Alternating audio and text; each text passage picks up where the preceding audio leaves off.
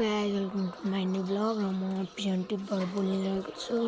मेरो पहिला सक्नुहुन्छ हजुरले लफ्ट भन्नाले अहिले सामान्य गाइजहरू होइन म अलि यसै गर्नुपर्छ। यो घर बिहान पनि उता भात के ल्याएर हाल्छ त्यहाँ कोही छ गाइजहरू। अनि मेरो परिवारको अपडेट चाहिँ म देखाउन चाहन्छु। यहाँ हेर्नु परिवारै यति राम्रो राम्रो परिवार छन् कि हजुरले व्हाइट एन्ड या जोडा चाहिँ त्यो पर्थी अहिले भागिरहेको छ किनभने त्यो पर्थी अहिले हिटमा आइरहेको छ अन्डा पार्नलाई।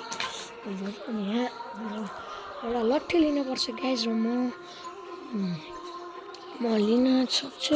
लट्ठी नत्र परिवार मेरो मलाई अलिक तनाव दिन्छन् भित्र गुणमा अलि जान सक्दैन। बल्ल सुरु गरेको हो नि त गाइज, सुरुको हो।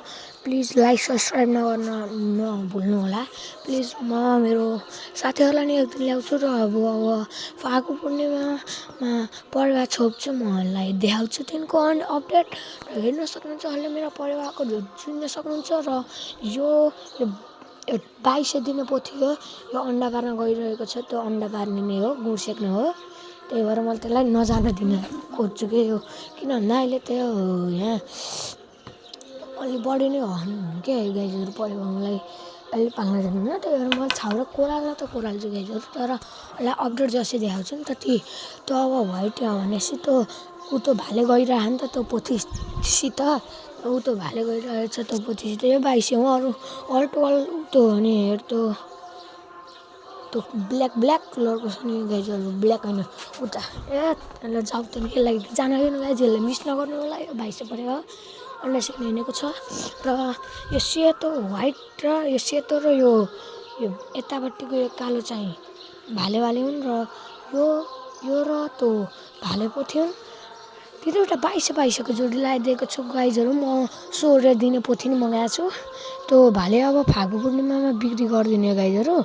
यो व्हाइटलाई चाहिँ म एउटा पोथी मगाइरहेको छु होइन। यो लङ भिडियो म भोलिबाट सर्ट भिडियो हाल्छु र मेरो अलि रुवाला जस्तो हुन्छ। अनि उहाँ हेर्नु त्यो पोथीले अब भित्र गइरहेको छ, हेर्नु सक्नुहुन्छ।